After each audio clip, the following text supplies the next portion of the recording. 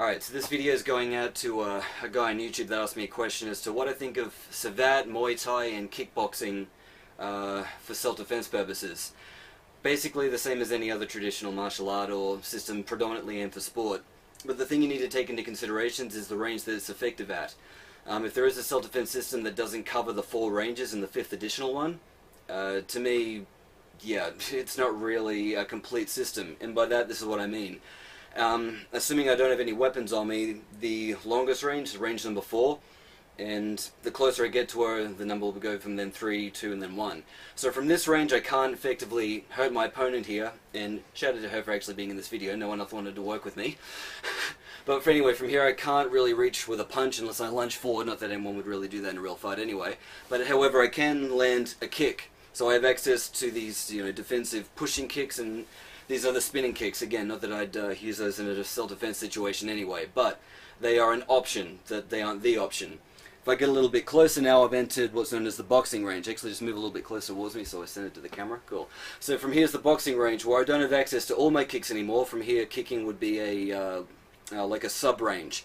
So I have access to, like these roundhouse kicks and everything like that, but again, I can't really effectively reach the head from here. But what I do have is, straight punches, hook punches, uppercuts, and, if she attacks me and with any kind of punch that you wanted. There you go. From here, yeah, I have access to, blocking and trapping. And trapping to me, by the way, means basically what the term means, to immobilize or, keep, apprehend. So to me, trapping is, this, or, this, this, if I have to trap the head. To me, trapping isn't, this. Okay, sorry.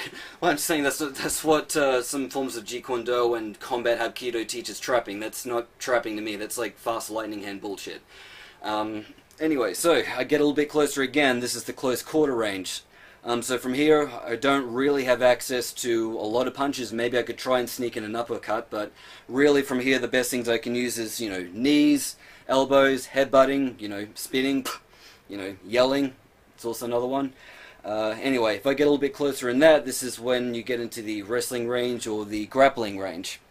So from here, I don't really have access to any sort of punching at all. I definitely don't have range to any kicks. And you may think that you have access to punching because you can still land a punch, but really you need 3 things to make a punch work effectively. In order to make any strike, whether it's a kick or a punch, work effectively, you need 3 things, and that's torque, distance, and grounding. Torque in the sense of the difference between, like if you're playing baseball, hitting a ball like that versus that. Grounding in the sense that I'm grounded, like so. And also distance, because from here, if I just punch this way, it's more like a push, which I'm just leading with a punch. It's not really an effective punch. I need at least, 1 inch to make that effective. Thank you, Bruce Lee. But anyway, if I was to grab her here and lift her off the ground, she tries punching me in the head. See, it's not really accounting to much. Can you punch me as high as you can in the head, for real? Okay. See, your knuckles are probably sore than my head at the moment. Anyway, it didn't really hurt because I took her grounding away. And really all she had was a bit of distance, but again, she couldn't get that proper torque in there to make that strike count for anything. And the longer range, and this is with the range that if you have a weapon, it doesn't matter if it's a pull cue, a baseball bat, machete, or an overcompensating knife like this one, because from here, if I'm at the range number 4, I'm just sort of out of the range for being able to land an effective kick on her. However, watch this. There, I'm able to go all this distance with this in my hand, so there's every chance in the world I can stab her with a knife this big, and even if it was, a knife like with a blade that big.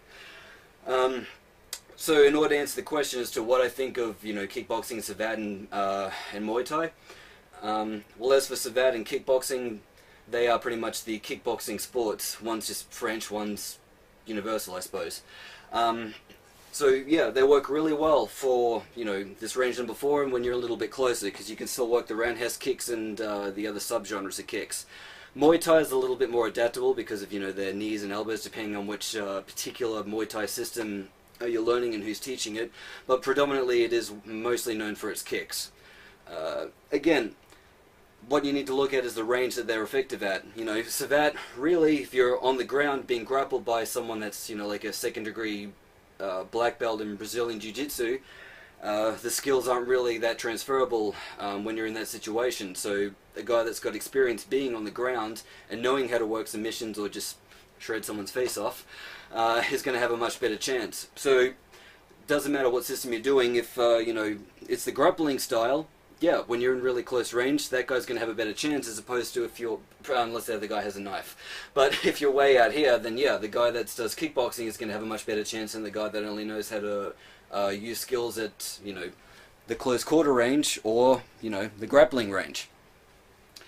So yeah, make sure that you understand how the systems work, the ranges that they mostly deal with. And then from there, as long as you're smart and intuitive, you should be able to figure out which one works best and where it's applicable and where it's not.